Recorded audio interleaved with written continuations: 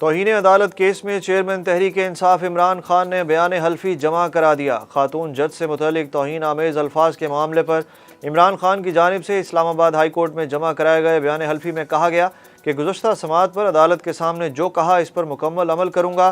عدالت اطمینان کے لیے مزید کچھ کہے تو اس پر بھی عمل کرنے کے لیے تیار ہوں۔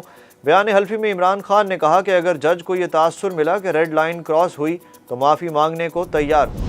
تحریک انصاف نے وزیر اعظم اور وزراء کی آڈیو لیکس کی تحقیقات کے لیے عدالت سے رجوع کر لیا۔ پی ٹی آئی نے وزیر اعظم شہباز شریف اور دیگر وزراء کی مبینہ آڈیو لیکس کے معاملے کی تحقیقات کے لیے سپریم کورٹ میں درخواست دائر کر دی۔ درخواست میں اسپیکر قومی اسمبلی اور دیگر ممبران کو فریق بنایا گیا ہے، جبکہ درخواست کے ساتھ مبینہ آڈیو لیکس کی ٹرانسکرپٹ بھی لگائی گئی ہے۔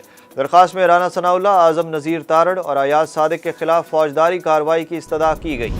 مسلم لیگ نون کے رہنما خواجہ آصف پر 10 ارب روپے ہرجانے کے کیس میں چیئرمین تحریک انصاف عمران خان کو التوا مانگنے پر دوسری بار جرمانہ ہو گیا۔ کیس کی سماعت ایڈیشنل سیشن جج اسلام آباد عدنان خان کی عدالت میں ہوئی۔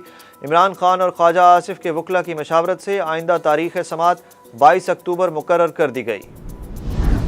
مسلم لیگ نون کی نائب صدر مریم نواز شریف کی پاسپورٹ واپسی کی درخواست پر سماعت کے لیے کاز لسٹ جاری۔ عدالت 3 اکتوبر کو درخواست پر سماعت کرے گی۔ Chief justice Lahore high court کی سربراہی پر مشتمل 3 رکنی بینچ سماعت کرے گا۔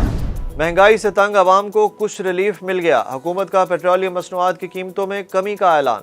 حکومت نے پیٹرول 12 روپے 63 پیسے فی لیٹر سستا کر دیا۔ نئی قیمت 224 روپے 80 پیسے مقرر۔ ہائی سپیڈ ڈیزل 12 روپے 13 پیسے کمی کے بعد 235 روپے 30 پیسے کا ہو گیا۔ ایل پی جی کی قیمت میں 10 روپے فی کلو کمی، نئی قیمت 202 روپے مقرر کر دی گئی۔ بھارت میں حکومت پاکستان کے آفیشیل ٹویٹر اکاؤنٹ کو بلاک کر دیا گیا۔ بھارتی میڈیا نے حکومت پاکستان کے آفیشیل ٹویٹر اکاؤنٹ کو بھارت میں بلاک کیے جانے کا دعویٰ کیا ہے۔ بھارتی خبر رساں ویب سائٹ ANI کی جانب سے شیئر حکومت پاکستان کے ٹویٹر پیج پر لکھا گیا ہے کہ اکاؤنٹ کو کچھ قانونی تقاضوں کی وجہ سے بلاک کیا گیا۔ بجلی بلوں، مہنگی کھاد اور سپرے سے تنگ کسانوں کا چوتھے روز بھی شہر اقتدار میں دھرنا۔ کسانوں سے حکومت کے مذاکرات کامیاب نہ ہو سکے۔ اسلام آباد F8 چوک پر کسانوں کا دھرنا جاری۔ کسانوں نے مطالبات کی منظوری تک اسلام آباد بیٹھنے کا اعلان کر دیا۔ مظاہرین کا کہنا ہے کہ سستی بجلی، کھاد، ڈیزل کی فراہمی کے مطالبات منظور کیے جائیں۔ سابق وزیر اعظم یوسف رضا گیلانی کی عمران خان پر کڑی تنقید۔ کہا پی ٹی آئی پاکستان کے لیے سیکیورٹی رسک ہے۔ عمران خان نے اقتدار سے بہت دل لگا لیا تھا۔ میں نے ایسا وزیر اعظم نہیں دیکھا جسے اقتدار کا اتنا لالچ ہو۔ آڈیو لیک سیکیورٹی بریچ ہے، وزیر اعظم تحقیقات کرائیں۔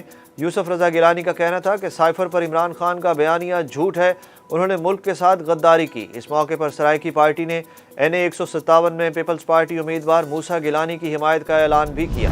سیلاب سے متاثر ریلوے ٹریک کا مرمتی کام مکمل۔ پاکستان ریلویز نے مسافر ٹرینوں کی بحالی کا اعلان کر دیا۔ مسافر ٹرینیں بحال کرنے کا فیصلہ وزیر ریلوے خواجہ اسعد رفیق کی صدارت ہونے والے اجلاس میں کیا گیا۔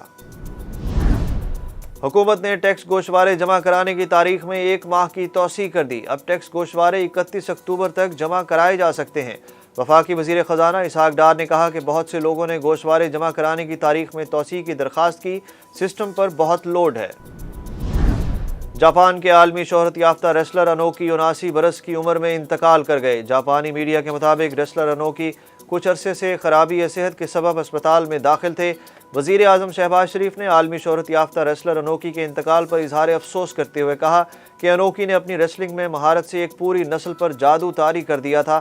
شہباز شریف نے ٹویٹ میں انوکی کے اہل خانہ اور جاپان کے عوام سے اظہار تعزیت کیا اور انوکی کے ہمراہ اپنی ماضی کی تصویر بھی شیئر کی۔ انگلینڈ نے چھٹے T20 میں شاہینوں کو شکست دے دی۔ فل سالٹ کی 88 رنز کی دھواں میچ وننگ اننگز نے سیریز 3-3 سے برابر کر دی۔ پاکستان اور انگلینڈ کے درمیان سیریز کا فیصلہ کن میچ کل کھیلا جائے گا۔